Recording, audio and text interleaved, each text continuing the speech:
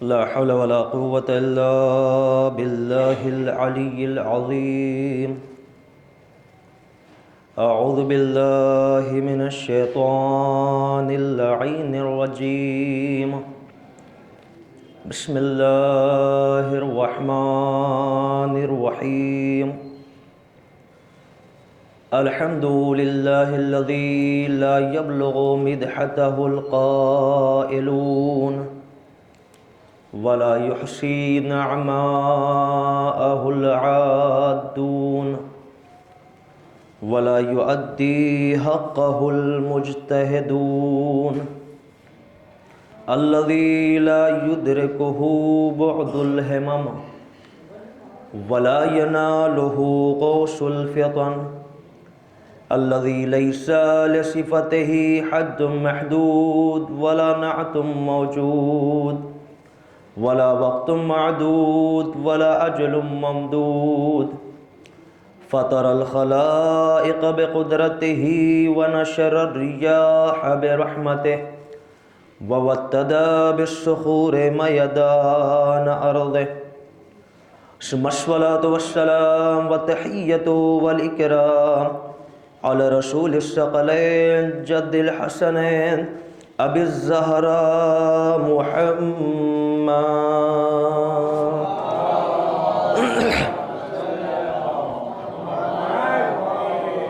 وعلى أهل بيته الطيبين الطاهرين المعصومين المظلومين الذين أذهب الله عنهم الرجس وطهرهم تطهيرا.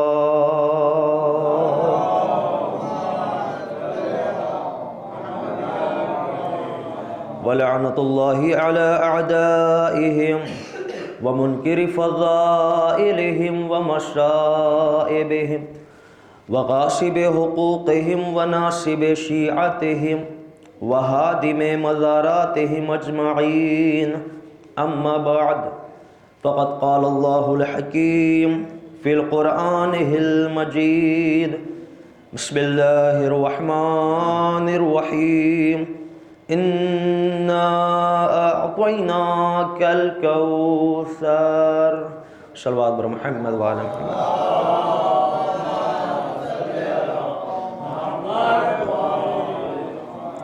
خمس ایام عزائے فاطمیہ کی آج دوسری مجلس، اور کل کا اتفاق تو یہ تھا کہ مجلس مکمل ہو گئی لیکن آیت کا ترجمہ ہی نہیں ہوا،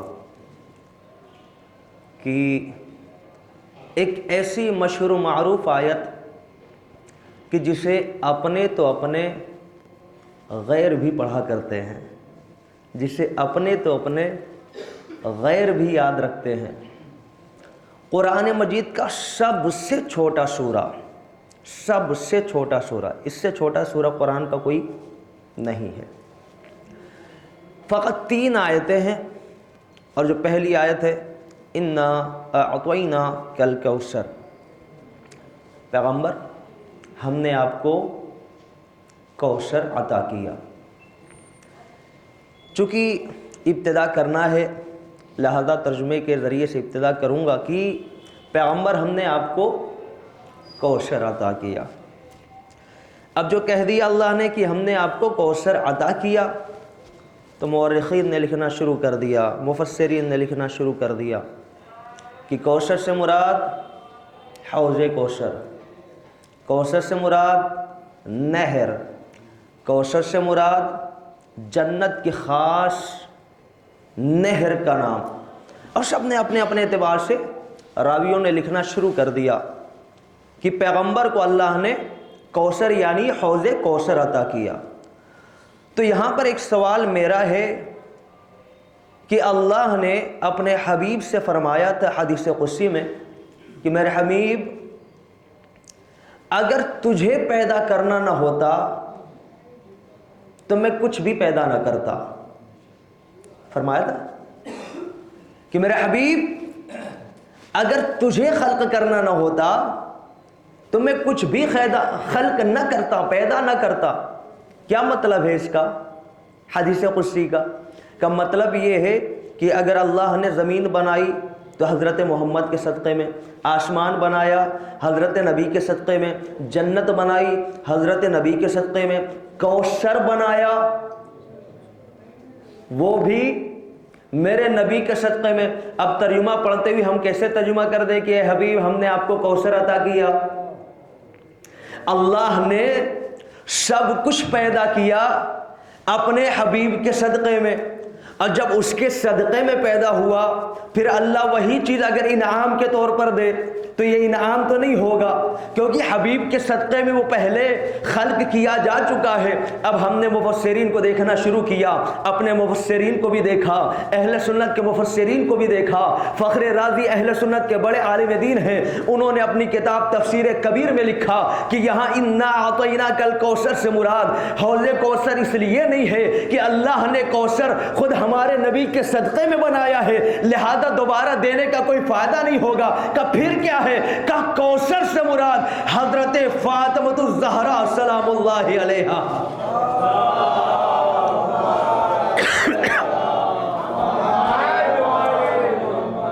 کوثر یعنی ہم نے پیغمبر آپ کو نسل کثیر عطا کیا، حضرت فاطمہ عطا کیا۔ اب آپ علماء ذاکرین خطبہ سے سنتے ہیں کہ عاص بن وائل نے یہ جملہ کہا تھا کہ اگر کسی کا مشن منزل تک پہنچانا ہو تو اس کی نسل کا باقی رہنا ضروری ہے نا؟ یہ جملہ ہے عاص بن وائل کا، اگر کسی مشن کو اپنی منزل تک پہنچانا ہو تو ایک وارث کا ہونا ضروری ہے۔ یہ کب کہا تھا؟ جب ہمارے نبی کے بیٹے عبداللہ کا انتقال ہوا۔ اب دیکھیں انتقال ہونے کے بعد ہمیں ایک دوسرے کو تعزیت اور تسلیت دینا چاہیے، وہ طعنے مار رہا ہے کہ کسی کا بھی مشن اس وقت تک نہیں چل سکتا جب تک کہ کوئی وارث نہ ہو۔ فوراً اللہ نے پیغمبر کی تسلی کے لیے اس آیت کریمہ کو اتارا، پیغمبر گھبرانا نہیں، ہم آپ کو اتنی نسل دیں گے، ایسی نسل کثیر دیں گے کہ جب تک دنیا رہے گی تمہاری نسل باقی رہے گی۔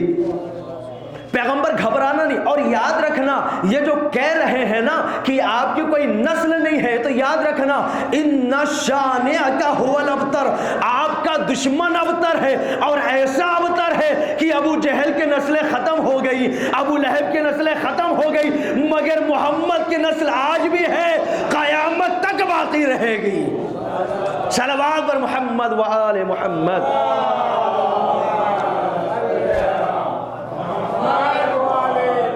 تو ہم نے آپ کو نسل کثیر عطا کیا، کون؟ حضرت فاطمہ عطا کیا۔ اچھا یہ جو سورہ ہے، اس سورہ کے بارے میں تفاسیر میں ملتا ہے کہ جب مکے کے افراد نے یہ کہنا شروع کیا، عظمت زہرا پیش کر رہا ہوں یہاں سے، جب مکے کے لوگوں نے یہ کہنا شروع کیا کہ یہ قرآن جو نبی پڑھتے ہیں یہ ان کا گڑھا ہوا ہے، یہ ان کا بنایا ہوا ہے، یہ خدا کی طرف سے عطا کردہ نہیں ہے، خدا کی طرف سے بھیجا ہوا نہیں ہے۔ کس نے کہنا شروع کیا؟ کفار و مشرکین مکہ نے کیا کہنا شروع کیا؟ یہ قرآن پیغمبر کا گڑھا ہوا ہے، یہ قرآن پیغمبر کا بنایا ہوا ہے، یہ اوپر آسمان سے نہیں اترا۔ نبی کو پھر تکلیف ہوئی، دیکھیں نبیوں کو بار بار تکلیف ہوئی، مگر یاد رکھنا ہمارے انبیاء کی سیرت پہ عمل کرنے والے آج بھی تکلیف میں ہوتے ہیں، اور جب جیسے نبیوں کی مدد کے لیے اللہ نے فرشتوں کو بھیجا، آج بھی اپنے اولیاء کی مدد کے لیے خدا فرشتوں کو بھیجا کرتا ہے۔ گھبرانا نہیں، پریشان نہیں ہونا۔ پیغمبر سے جبرائیل امین نے فرمایا کہ یہ کہتے ہیں کہ یہ قرآن، کل کی مجلس یاد ہے نا، ایک جملہ کہا تھا کہ پیغمبر نے فرمایا کہ میری بیٹی فاطمہ تمام عورتوں کی سردار ہے، جناب آدم علیہ السلام سے لے کر قیامت تک کی ساری خواتین سے افضل ہیں، سبھی کی سردار ہیں۔ اللہ نے جبرائیل کے ذریعے سے کہا کہ میرے حبیب صرف ایک سورے کو خانہ کعبہ پہ آویزاں کر دیں۔ یہ سب آپ سنتے ہیں، کون سا سورہ تھا؟ یہی سورہ کوثر۔ قرآن کا سب سے چھوٹا سورہ سورہ کوثر کو آویزاں کیا گیا، بڑے بڑے افراد آئے، بڑے بڑے شعر کہنے والے افراد آئے، ان کے قلم ٹوٹ گئے مگر 3 آیتوں کا جواب نہ لا سکے، ان کی فکریں ختم ہو گئی، مگر قرآن کریم کے 3 آیتوں والے سوروں کا جواب نہ لا سکے. اب لوگ کہتے ہیں ایک اکیلی زہرا کائنات کی عورتوں سے افضل کیسے ہو گئی؟ بس میں یہی جملہ کہوں گا، جب قرآن مجید کا سب سے چھوٹا سورہ دنیا کی عقلوں کو اندھا کر دیتا ہے تو اکیلی زہرا دنیا کی خواتین کو مات دے سکتی ہے. صلوات پر محمد وآل محمد پر.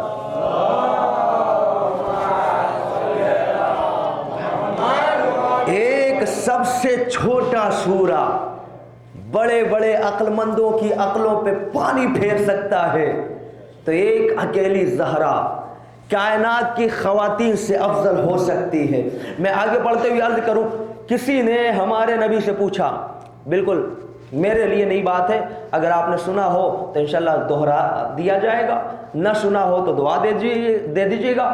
ہمارے نبی کی خدمت میں ایک شخص آیا، بہت ہی غور سے، عظمت زہرا. آنے کے بعد کہتا ہے یا رسول اللہ، قرآن مجید کی جو آیت ہے وَأَقِيمُوا الصَّلَاةَ، نماز قائم کرو، تو نماز پہلے واجب تھی مسلمانوں پر یا جب یہ آیت آئی تب نماز لوگوں پہ واجب ہوئی؟ تو نبی نے فرمایا ظاہر سی بات ہے، جب پہلے آیت آ گئی، اللہ کا حکم آ گیا، جب اللہ کی طرف سے نماز مسلمانوں پر واجب ہوئی. فوراً بہت چالاک بندہ تھا، دیکھیے گا ہمارے نبی کے زمانے میں بھی بڑے چالاک گزرے ہیں. وہ فوراً قرآن مجید کی آیت کریمہ پڑھتا ہے کہ یا ایھا الذین، اے ایمان لانے والوں، تمہارے اوپر روزہ ایسے ہی واجب قرار دیا گیا جیسے تم سے پہلے والی امتوں پہ واجب قرار دیا گیا تھا. اب جیسے یہ آیت پڑھ کے کہتا ہے یا رسول اللہ، یہ آیت آنے سے پہلے روزہ مسلمانوں پہ واجب تھا یا یہ آیت آنے کے بعد واجب ہوا؟ پیغمبر نے فرمایا آیت آئی پھر روزہ واجب ہوا، اس کے بعد مسلمانوں نے روزہ رکھنا شروع کیا. اس کے بعد حج والی آیت پڑھ کے کہتا ہے کہ اللہ نے قرآن میں فرمایا کہ اگر تم مستطیع ہو جاؤ تو تم پہ حج کرنا واجب ہے. یا رسول اللہ، حج پہلے واجب ہوا یا یہ آیت آنے کے بعد واجب ہوا؟ پیغمبر نے فرمایا نہ، پہلے آیت آئی پھر مسلمانوں پہ حج واجب ہوا. سن لیا آپ نے، سمجھ لیا آپ نے. ساری آیتوں کو پیش کرنے کے بعد ایک ہی سوال کرتا ہے کہ نماز کی آیت پہلے ہے یا نماز کا حکم پہلے ہے؟ نبی نے فرمایا نبی کی اللہ کی طرف سے آیت پہلے ہے، حکم بعد میں ہے. روزے کی آیت پہلے ہے، حکم بعد میں ہے. زکوٰۃ کی آیت پہلے ہے، حکم بعد میں ہے. ایک مرتبہ آنے والا ملعون سوال کرتا ہے یا رسول اللہ پھر یہ بتائیے، اللہ نے جو قرآن میں کہا انما یرید اللہ لیذھب عنکم الرجس اہل البیت، کیا حضرت فاطمہ پہلے پاکیزہ بنائی گئی تھی یا بعد میں پاکیزہ بنائی گئی ہے؟ دیکھیں میں نے کہا اگر نہیں ہو آپ کے لیے تو انشاءاللہ دعاؤں سے نوازیے گا. سوال سمجھ رہے ہیں آپ؟ پہلا سوال آیت سے پہلے یا آیت کے بعد؟ پیغمبر نے فرمایا پہلے آیت آئی پھر نماز واجب ہوئی، پہلے آیت آئی پھر روزہ واجب ہوا، پہلے آیت آئی پھر حج واجب ہوا. تو ایک مرتبہ آیت تطہیر پڑھ کے کہتا ہے انما یرید اللہ لیذھب عنکم الرجس، کیا حضرت فاطمہ پہلے سے پاکیزہ تھی یا آیت آنے کے بعد پاکیزہ ہوئی؟ اب پیغمبر کیا جواب دیتے؟ پیغمبر یہ کہہ دیتے کہ آیت پہلے آئی ہے بعد میں حضرت فاطمہ پاکیزہ ہوئی؟ کیا یہ جواب دیتے؟ نہ، پیغمبر تو پیغمبر ہوتا ہے، ہماری فکروں سے واقف ہے، ہمارے دلوں سے واقف ہے، ہماری سوچوں سے واقف ہے، ہماری ذہنیت سے واقف ہے. ایک مرتبہ پیغمبر نے فرمایا تیرے جواب میں ایک آیت پڑھتا ہوں، پڑھ. قرآن میں اللہ کہہ رہا ہے قل هو اللہ احد، پیغمبر کہہ دو اللہ ایک ہے. بتا اللہ آیت آنے کے بعد ایک ہوا یا آیت آنے سے پہلے ایک تھا؟ بتا اللہ،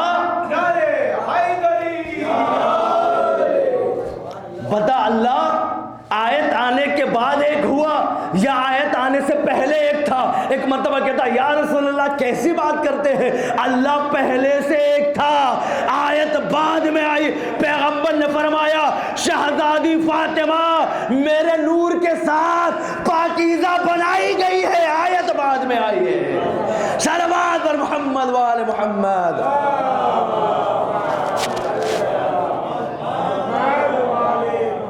آیت بعد میں ہے، ہر چیز کی آیتیں پہلے ہیں، احکام بعد میں ہے، مگر حضرت زہرا کی عصمت پہلے ہے، جیسے خدا کی وحدانیت پہلے ہے۔ اچھا اس آیت کریمہ کو آپ پڑھتے ہیں، انما یرید اللہ، انما کا معنی انما یعنی حصر کر دینا، جیسے یہ چار دیواری ہے، چار دیواری، اب اس میں ایک یہ گیٹ لگا ہوا ہے کہ آدمی جو بھی آئے گا اسی دروازے سے آئے گا، کہیں اور سے نہیں آ سکتا۔ اگر دروازہ بند ہے تو کوئی اندر داخل نہیں ہو سکتا۔ انما عربی میں کہتا ہے محاصرے کو، چاروں طرف سے گھیر دینے کو۔ اللہ نے قرآن میں فرمایا انما یرید اللہ لیذھب عنکم الرجس اہل البیت ویطہرکم تطہیرا، اللہ یہ چاہتا ہے کہ اہل بیت سے رجس کو دور رکھے، صرف اور صرف اہل بیت سے، صرف اور صرف اہل بیت سے۔ اب زمانہ کسی بھی کہہ دے فلاں فلاں یہ ہے، فلاں یہ ہے، فلاں یہ ہے، مگر یاد رکھنا اللہ نے انما کا پہرا لگا کے بتا دیا صرف اہل بیت ہے۔ اسی لیے حضرت ام سلمہ جب آگے بڑھی، آگے بڑھ کے کہتی یا رسول اللہ کیا میں بھی چادر کے اندر آ جاؤں؟ تو پیغمبر نے فرمایا تھا انتے علی الخیر، آپ خیر پر تو ہیں مگر چادر میں نہیں آ سکتی۔ کیا مطلب ہے؟ پیغمبر نے واضح کر دیا اہل بیت وہی ہیں جو چادر کے اندر ہے، چادر کے باہر والے نہیں ہیں۔ صلوات اور محمد وآل محمد۔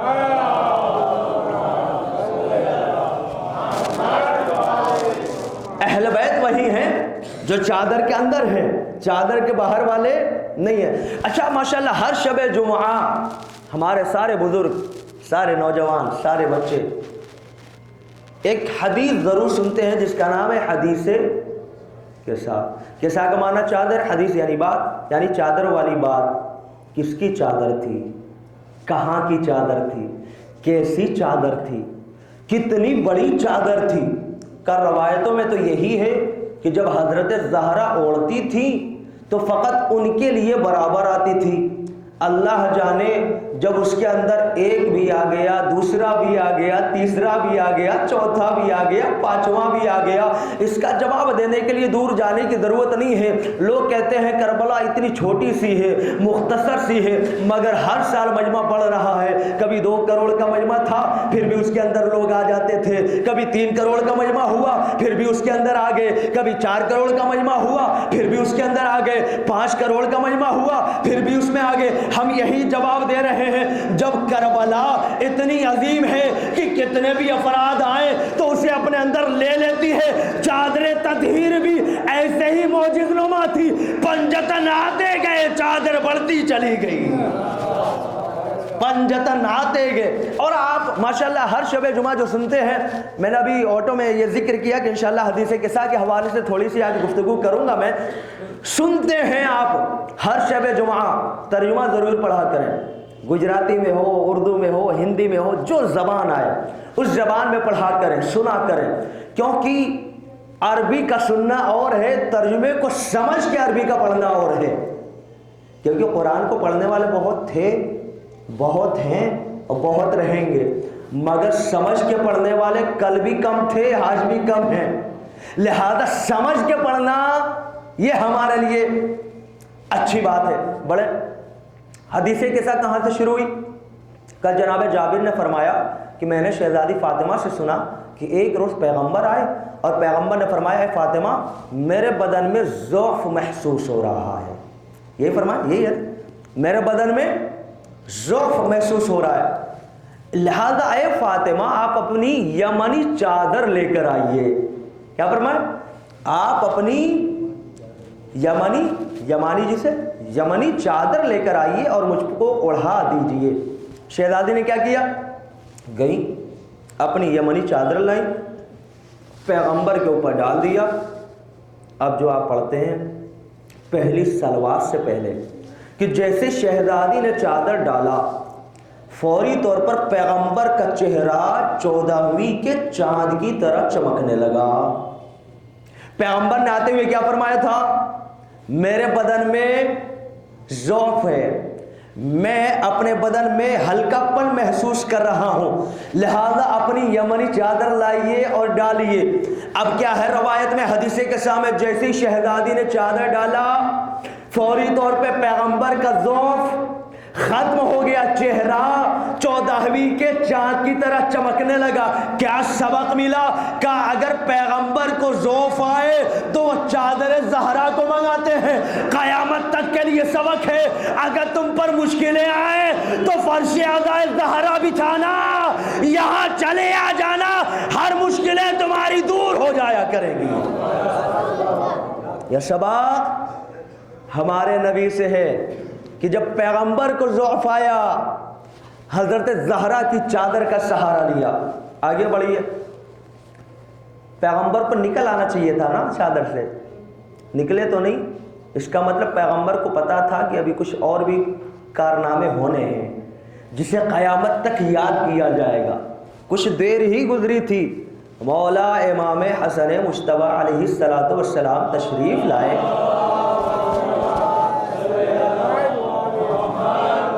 اور آتے ہی کیا فرمایا؟ السلام علیکی مادر گرامی، آپ پر میرا سلام۔ ہاں، ہم نے دیکھا بہت ساری جگہوں پہ لوگ ایک دوسرے کے گھروں میں وہ دھڑاکے سے گھس گئے۔ یہ کیا ہے؟ دین بتاتا ہے کسی کے گھر میں جاؤ تو پہلے دستک دے کر سلام کر کے جاؤ۔ حضرت زہرا جس گھر میں ہیں وہ مولا حسن مجتبیٰ کا بھی گھر ہے، مگر آتے ہی کہتے ہیں السلام علیکم یا اماں، مادر گرامی آپ پر میرا سلام۔ اے مولا حسن مجتبیٰ اپنے ہی گھر میں اپنی ہی والدہ کو سلام کیوں کر رہے ہیں؟ تو شاید مولا فرمائیں گے میرے نانا کی حدیث نہیں سنی؟ اگر چاہتے ہو کہ تمہارے گھروں میں برکتیں آ جائیں، نحوستیں ختم ہو جائیں، تو جب بھی گھر میں جایا کرو سلام کرتے ہوئے جایا کرو۔ یہ حدیث ہے۔ امام حسن نے سلام کیا، شہزادی نے جواب دیا۔ اچھا جواب کیا؟ قرآن میں آپ نے پڑھا کہ اللہ نے فرمایا کہ جب تم کو کوئی سلام کرے اذا حییتم فحیوا بأحسن منها او ردوها، جب تم جواب سلام دو تو یا تو کم سے کم ویسا ہی دو یا اس سے بہتر دو۔ بہتر نہیں دے سکتے تو کم سے کم ویسا ہی دو۔ سلام کرنے والے نے جیسا سلام کیا یا تو اس سے بہتر جواب دو، اس سے بہتر نہیں دے سکتے تو کم سے کم ویسا ہی جواب دو۔ اب دیکھیں یہ قرآن کی تعلیم ہے نا۔ شہزادی نے جیسے ہی سنا کہ میرے لاڈلے نے سلام کیا السلام علیکم یا اماں، میری ماں آپ پر سلام، شہزادی نے جواب دیا وعلیک السلام یا قرۃ عینی وثمرۃ فؤادی، اے میری آنکھوں کی ٹھنڈک تم پر بھی میرا سلام، اے میرے دل کے میوے تم پر بھی میرا سلام۔ شہزادی ہم سب جانتے ہیں وہ آپ کی آنکھوں کی ٹھنڈک ہے یا آپ کے دل کے میوے ہیں، مگر آپ جملے میں کیوں کہہ رہی ہیں؟ کہ میں بتانا چاہتی ہوں جب جواب دو تو یا تو اس سے بہتر دو یا اس کے جیسا دیا کرو۔ یہ شہزادی کا طرز عمل۔ اچھا جب مولا امام حسن گئے سلام جواب کیا فرمایا مولا حسن نے؟ مادر گرامی نانا کی خوشبو محسوس کر رہا ہوں، نانا کی خوشبو محسوس۔ ہاں چادر کے نیچے ہیں، جائیے۔ اب جو چادر کے نیچے آئے، ہمارے ساتھ کیا مزاج ہے؟ ہم گھر کے اندر ہیں، ایک کمرہ ہے اس میں بھی چلے گئے، دوسرا کمرہ ہے اس میں بھی چلے گئے، بھائی چادر تو وہی تھی۔ مگر امام حسن مجتبیٰ جب وہاں آئے السلام علیکم یا جدہ، اے نانا آپ پر میرا سلام۔ مولا حسن مجتبیٰ ابھی تو آپ سلام کر کے داخل ہوئے، کہ یہ ماں کو سلام کیا تھا اب نبوت کو سلام کر رہا ہوں۔ اب جو سلام کیا جواب آیا وعلیک السلام میرے لاڈلے یا ولدی، میرے لاڈلے تم پر بھی میرا۔ دیکھیں یا تو اس سے بہتر جواب یا کم سے کم اس کے جیسا جواب۔ کیا کہا؟ وعلیک السلام یا ولدی، اے میرے لاڈلے تم پر بھی میرا سلام۔ امام حسن مجتبیٰ داخل ہوئے اجازت لے کر، اجازت لی نا، پیغمبر اجازت ہے، ہاں آ جا۔ اب کون آیا؟ بہت ہی غور سے، حدیثی کے ساتھ ہمیشہ آپ پڑھتے ہیں سنتے ہیں مگر انشاءاللہ تعالی محظوظ ہوں گے آج کی مجلس میں۔ اب کون آیا امام حسن مجتبیٰ کے بعد؟ ہمارا تیسرا آقا۔ جیسے ہی آیا مادر گرامی آپ پر سلام، وہی جواب دیا وعلیکم السلام یا قرۃ عینی وثمرۃ فؤادی، میری آنکھوں کی ٹھنڈک تم پر بھی میرا سلام، میرے دل کے میوے تم پر بھی میرا سلام۔ اے شہزادی تھوڑا سا الفاظ کو بدل دیجئے. کہا میں بتانا چاہتا ہوں والدین اگر بیٹے 4 ہیں 5 ہیں تو محبت میں فرق نہ کرنا. جیسے پہلے سے محبت کرنا ویسے ہی 5ویں سے بھی محبت کرنا. یہ سبق ہے. حدیث کے ساتھ یوں ہی نہیں ہے, بہت سارے سبق ہیں. اب جواب ملا. کہا مادر گرامی نانا کی خوشبو محسوس کر رہا ہوں. ہاں ہے نانا ہے. گئے. جانے کے بعد کیا کہا؟ السلام علیکم یا جدہ. نانا آپ پر سلام. جواب ملا. سوال کیا کیا؟ نانا اجازت ہے کہ میں اندر داخل ہو جاؤں؟ اب ٹھہر کر ایک سوال اور انشاءاللہ آپ کی خاموشی یہاں سے دور. سوال, جس آقا حسین نے مسجد میں جاتے ہوئے اجازت نہیں لی ہے, ذہن میں, مسجد رسول میں گئے, پیغمبر نماز پڑھتے ہوئے حالت سجدہ میں تھے, اجازت نہیں لی یا رسول اللہ آؤں یا نہیں آؤں, بس دیکھا سجدے میں نانا ہے, نواسا اجازت لیے بغیر گیا. توجہ, پشت پہ سوار ہو گیا, نانا کو اپنے سجدے کو طول دینا پڑا. اب ادھر اجازت نہیں لی, ہاتھوں کو جوڑوں گا مولا حسین آپ مسجد میں گئے وہاں آپ نے اجازت نہ لی, آپ پشت کے اوپر سوار ہو گئے وہاں اجازت نہ لی, مگر یہاں چادر کے نیچے آتے ہوئے اجازت لے رہے ہیں. تو شاید آقا حسین جواب دے, دیکھو مسجد اور ہے, چادر فاطمہ اور ہے. صلوات بر محمد و آل محمد.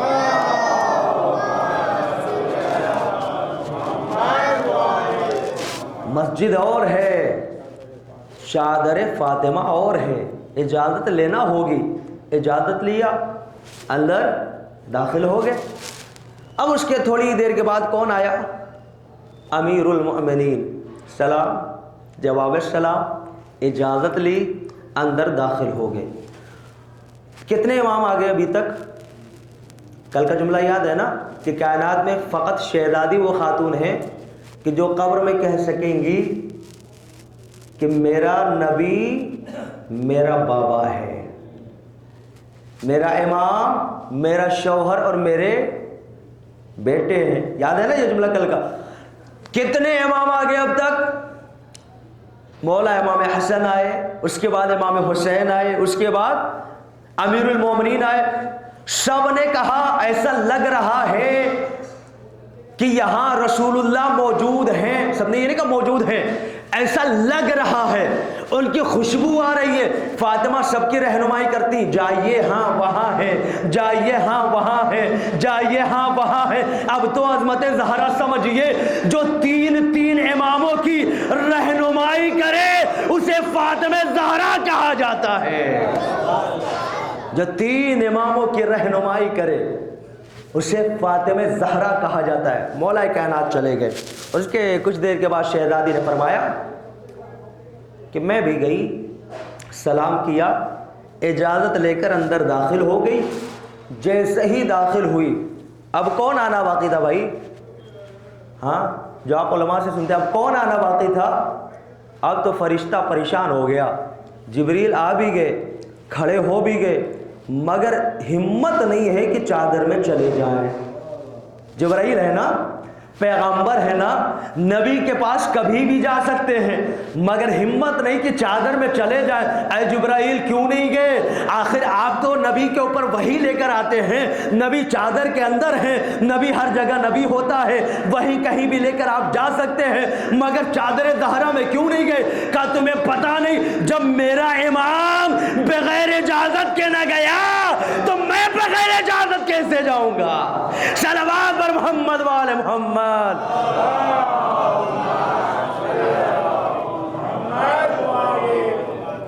جب میرا امام بغیر اجازت نہ گیا تو میں بغیر اجازت کے کیسے چلا جاؤں؟ اچھا آیا, کیا کہا جبرائیل نے؟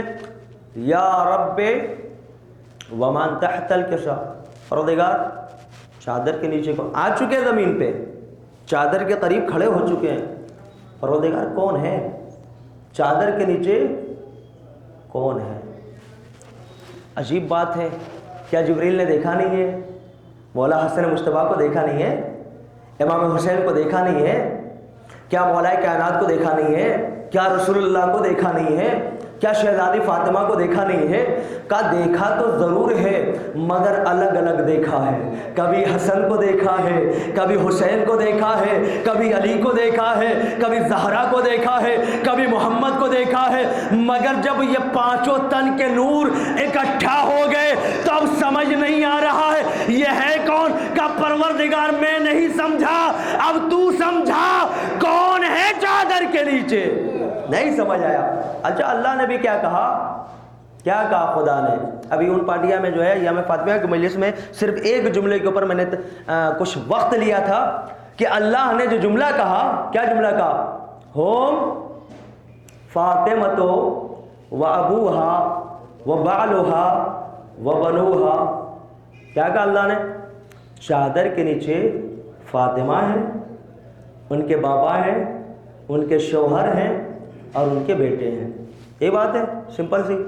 اب ایک سوال کرتا ہوں، خدا اگر چاہتا تو یہ کہہ دیتا چادر کے نیچے محمد ہیں، ان کی بیٹی ہیں، ان کے داماد ہیں، ان کے نواسے ہیں، مگر اللہ نے یہ نہیں کہا محمد ہیں، ان کی بیٹی ہیں، ان کے نواسے ہیں، ان کے داماد ہیں۔ اللہ جانتا تھا کہ بڑے بڑے کلاکار قیامت تک آئیں گے، اگر میں کہہ دوں محمد ہیں، محمد کی بیٹی ہیں، تو نہ جانے کتنی بیٹیاں چادر کے نیچے دکھائی دیں گی، لہذا اللہ نے کہہ دیا فاطمہ ہے۔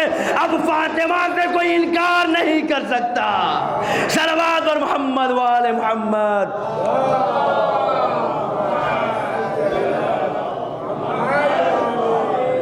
ہاں اللہ کہہ سکتا تھا نا چادر کے نیچے محمد ہیں، ان کی بیٹی ہیں، ان کے محمد کے داماد ہیں، کے نواسے ہیں۔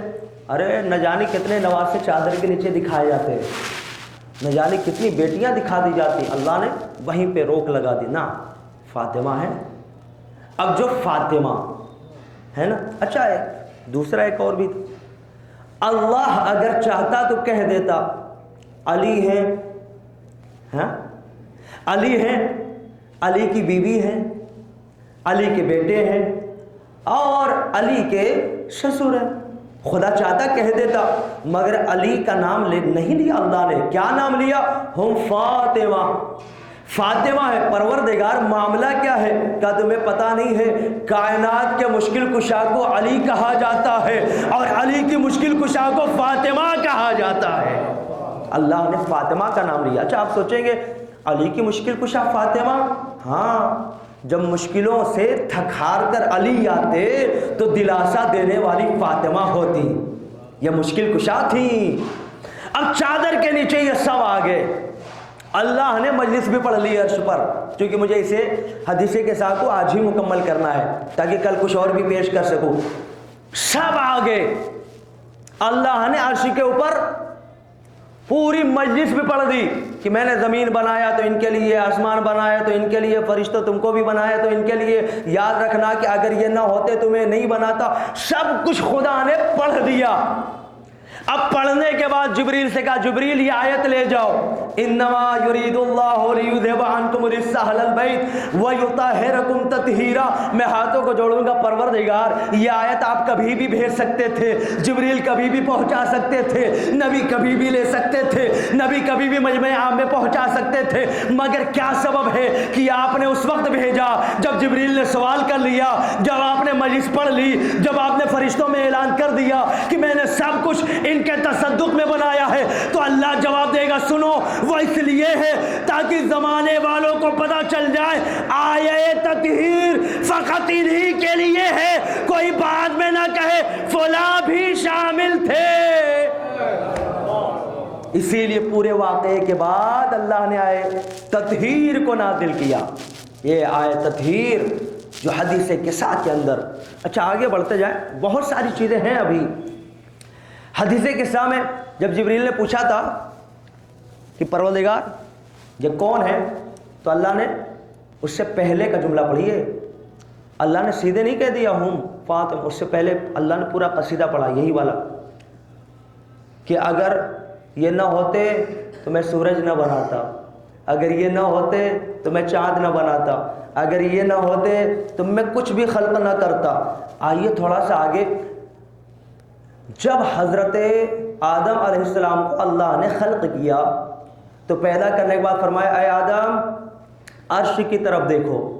اب جو حضرت آدم نے عرش کی طرف دیکھا تو کیا دیکھا؟ لکھا ہوا تھا لا الہ الا اللہ محمد رسول اللہ علی ولی اللہ و فاطمہ زوجتہ امیر المؤمنین۔ اس کے آگے لکھا ہوا تھا، جیسے انہوں نے دیکھا کہ اللہ کے علاوہ کوئی معبود نہیں ہے، محمد اللہ کے رسول ہیں، علی مومنین کے امیر ہیں، فاطمہ حضرت علی کی زوجہ ہیں، الحسن والحسین سیدہ شباب اہل الجنہ، حسن اور حسین جنت کے جوانوں کے سردار ہیں۔ جب اتنا عرش پہ لکھا ہوا حضرت آدم نے دیکھا تو ایک مرتبہ پوچھا یا رب ومن ہاؤلا، پروردگار یہ ہے کون؟ آواز قدرت آئی ہاؤلائے من ذریتک، اے آدم یہ آپ کی اولاد میں سے ہے، یہ آپ کی نسل میں سے ہے، مگر یاد رکھنا اگر یہ نہ ہوتے ما خلقتک، اگر یہ نہ ہوتے تو میں تمہیں بھی پیدا نہیں کرتا۔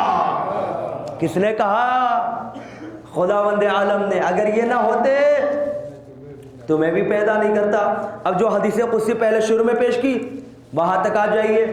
اللہ نے فرمایا پیغمبر لولاک لما خلقت الافلاک، محمد اگر آپ نہ ہوتے تو میں آپ کو، اگر آپ نہ ہوتے تو میں کچھ بھی پیدا نہیں کرتا۔ پنجتن کے لیے تسلیم ہو گیا کہ اللہ نے پنجتن کے صدقے میں پوری کائنات بنائی۔ حدیث قدسی کے دو جملے اور ربط مسائل۔ حدیث قدسی یہی نہیں ٹھہری ہے، آج زمانے والے جھوم جھوم کے پڑھتے ہیں یہ زمانہ میرے نبی کا، یہ زمین میرے نبی کے صدقے، یہ ہم نبی کے صدقے۔ اما ذرا حدیث قدسی کو آگے پڑھیے۔ اللہ نے فرمایا ولولا علی لما خلقتک، میرے حبیب اگر علی نہ ہوتے تو میں آپ کو بھی پیدا نہ کرتا۔ کس نے کہا؟ پروردگار عالم نے حدیث قدسی میں فرمایا میرے حبیب اگر علی نہ ہوتے تو میں آپ کو بھی خلق نہ کرتا۔ یہی بات اگر ہوتی تو شاید زمانہ عظمت زہرا کو نہ سمجھتا۔ یہاں پہ خدا نہ رکا، ایک مرتبہ اللہ نے اپنے حبیب کو مخاطب کیا، میرے حبیب سنو ولولا فاطمہ لما خلقتکما، اگر فاطمہ نہ ہوتی نہ علی کو بناتا نہ محمد آپ کو پیدا کرتا۔ صلوات پڑھے محمد و آل محمد پر۔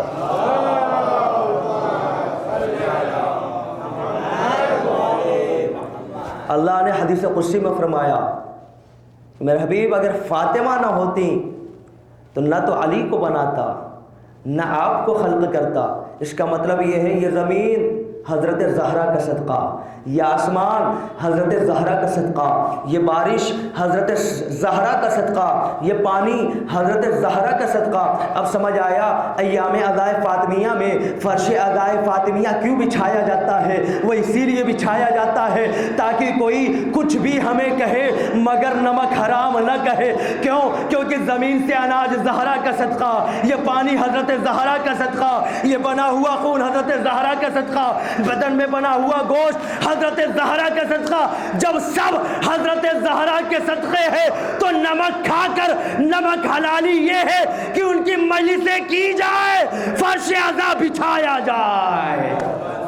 اسی لیے ایام عزائے فاطمیہ میں یہ مجالس ہوتی ہیں تاکہ ہم بتا سکیں ہم نمک حلال ہیں، ہم نمک حرام نہیں ہیں۔ ہم جس کا کھاتے ہیں، جس زہرا کا صدقہ کھاتے ہیں، ہم اس کی محبت دلوں میں رکھتے ہیں، ہم اس سے پیار کرتے ہیں، ہم اس سے محبت کرتے ہیں۔ اور پیغمبر نے بھی فرمایا کہ کوئی اللہ کی مرضی، کل پیش کیا تو کوئی اللہ کی مرضی بغیر فاطمہ کی مرضی کے حاصل نہیں کر سکتا۔ اگر خدا کی مرضی حاصل کرنی ہے تو حضرت زہرا کی خوشنودی حاصل کرنا ہوگی۔ بس عزاداروں انشاءاللہ تعالی کل کچھ اور حضرت زہرا کے حوالے سے پیش کرنے کی کوشش کروں گا۔ کون زہرا؟ دنیا میں آپ جو مصائب سنتے ہیں، ان مصائب میں کربلا میں سب سے سخت مصیبت کون سی ہے؟ کون سا ایسا مصائب ہے کربلا میں کہ جس کو سننے کے بعد پتھر دل انسان بھی خاموش نہیں رہتا؟ سب ایک ہی جواب دیں گے، وہ حضرت علی اکبر کے مصائب ہیں۔ یہی نا، یہی کہتے ہیں نا کہ حضرت علی اکبر کا مصائب سننے کے بعد کوئی انسان خاموش نہیں رہتا، پتھر دل بھی رو دیتا ہے۔ میں پوچھتا ہوں کیوں؟ تو جواب ملتا ہے عمر 18 برس تھی، کڑیل جوان تھے۔ یہی نا، 18 برس عمر تھی، کڑیل جوان تھے۔ میں پھر کہوں گا حضرت زہرا کی عمر کتنی تھی؟ شہزادی فاطمہ کی عمر کتنی تھی؟ کہا فقط 18 برس۔ اچھا، 18 برس میں خواتین جوان ہوا کرتی ہیں، بچے جوان ہوا کرتے ہیں، مگر یہ زہرا کو کیا ہو گیا کہ 18 برس کی زندگی میں عصا کو لے کر چلنے لگی، بال سفید ہو گئے، کمر جھک گئی۔ جب کوئی حضرت زہرا سے اگر سوال کر لینا شہزادی آپ کو کیا ہو گیا کہ آپ کی کمر جھک گئی، آپ کے بال سفید ہو گئے، آپ کے ہاتھوں میں 18 برس کی عمر میں عصا ہو گیا، تو شہزادی ایک جملہ کہیں گی، سبت علی مصائب لو انہا سبت علی الایام سرنا لیالیا اجورکم علی الزہرا۔ حضرت زہرا پہ بڑی مصیبتیں ڈھائی گئی۔ ہوا کیا حال، 18 برس کی زندگانی میں عصا کو ٹیک کر چلتی ہے زہرا کیوں جوانی میں؟ کیوں چل رہی تھی زہرا؟ پہلی مصیبت، بابا کے مرنے کے بعد رونے پہ پابندی لگا دی گئی۔ اے زہرا دن میں بھی نہ روئیے، رات میں بھی نہ روئیے۔ اما دنیا میں کوئی مر جاتا ہے تو کہا جاتا ہے کہ بیٹی باپ کے جنازے کی رونق ہوا کرتی ہے، اور زہرا سے کہا جا رہا ہے اپنے بابا کے مرنے پہ نہ روئیے، نہ دن میں روئیے نہ رات میں روئیے۔ ایک مرتبہ حضرت علی سے زہرا نے فرمایا، اے میرے شوہر نامدار، مدینے والوں سے کہہ دو اب میں گھر میں نہ روؤں گی، میں گھر سے دور جا کر رویا کروں گی۔ زہرا مدینے کے جنگلوں میں جا کر رونے لگی۔ ایک دن امیر المومنین آئے، مولا نے دیکھا کہ فاطمہ، آپ نے کل مصائب سے سنا تھا کہ زہرا جس درخت کے نیچے بیٹھ کر روتی تھی اسے بھی ملعونوں نے کاٹ دیا۔ ایک دن علی کا وہاں سے گزر ہوا، میرے مولا نے دیکھا کہ زہرا تپتی دھوپ میں بیٹھ کر رو رہی ہے، شدت کی دھوپ میں بیٹھ کر رو رہی ہیں۔ ایک مرتبہ مولا سے رہا نہ گیا، مولا نے وہاں سے کچھ اسباب کو مہیا کیا، مولا نے ایک چھپر کو بنایا، آج جسے ہم چھپر کہتے ہیں نا، ایسے کچھ گھاس سے میرے مولا نے بنایا تھا، اس کا نام رکھا بیت الاحزان۔ وہاں حضرت زہرا روزانہ جاتی تھی، اپنے بابا پہ گریہ کیا کرتی تھی۔ سمجھیے زہرا 18 برس میں بوڑھی کیسے ہو گئی، ضعیفہ کیسے ہو گئی، بال سفید کیسے ہو گئے، کمر کیسے جھک گئی۔ زہرا ہر روز جنگل میں جا کر بیت الاحزان میں روتی تھی۔ ایک دن ظہر کا وقت تھا، میرے مولا نے دیکھا حسن و حسین روتے ہوئے آئے۔ علی نے پوچھا، اے بیٹو کیا ہوا؟ کہا بابا آپ نے جو چھپر بنایا تھا ملعونوں نے آگ لگا دی، ماں وہاں سے فاصلے پر دھوپ کے نیچے بیٹھ کر رو رہی ہے۔ حضورکم علی الزہرا، نبی کی اکلوتی بیٹی پر کتنی مصیبتیں ڈھائی گئی، کتنے ظلم ڈھائے گئے۔ زہرا گھر میں آئی، بس تو جملے اور مصائب مکمل، اور کل کے مصائب کو یہیں سے ربط دوں گا۔ حضرت زہرا جو آپ سنتے ہیں در و دیوار کے درمیان سنتے ہیں نا، آپ نے دیکھا ہے اگر کہیں مقابلہ کرنے والی خاتون ہو، تنہا ہو، کہ کسی بھی مذہب کا انسان ہو وہاں سے دور ہو جاتا ہے، نہ ہم خاتون سے مقابلہ نہیں کریں گے، ہم خاتون سے کچھ زور آزمائی نہ کریں گے۔ عزاداروں، جب یہ آگ اور لکڑیاں لے کر آ گئے نا، جب وہاں پر انہوں نے دروازے میں آگ لگا دی، حضرت زہرا نے جب دیکھا کہ دروازہ گرنے والا ہے، زہرا نے پیچھے سے دروازے کو روکنے کی کوشش کی، مگر عزاداروں یہ شاید انسان بھی نہ تھے، مسلمان کیا کہوں، شاید یہ انسان بھی نہ تھے، ایک نہیں بلکہ روایات کے مطابق 30 سے 32 افراد آ گئے۔ ان سارے ملعونوں نے اب جو زور کا جھٹکا دیا، حضرت زہرا در و دیوار کے درمیان آ گئی۔ ارے صرف آئی نہیں، روایات میں لکھا ہے، مقتل فاطمہ میں لکھا ہے، ایک کیل جو آگ سے جل کر سرخ ہو چکی تھی حضرت زہرا کے شکم میں پیوست ہو گئی۔ زہرا نے چیخ ماری، فضا میرا محسن آؤ مجھے سنبھالو، اب مجھ سے رہا نہیں جاتا، میرے بدن میں قوت نہیں بچی۔ وَسَيَعْلَمُ الَّذِينَ ظَلَمُوا أَيَّ مُنقَلَبٍ يَنقَلِبُونَ اِنَّا لِلَّهِ وَإِنَّا إِلَيْهِ رَاجِعُونَ۔ پروردگار ہماری اس قلیل عبادت کو قبول فرما، پروردگار ہم سب کے گناہ صغیرہ کبیرہ کو معاف فرما، جو حاضرین ہیں ان کے تمام جائز حاجات کو مقبول فرما۔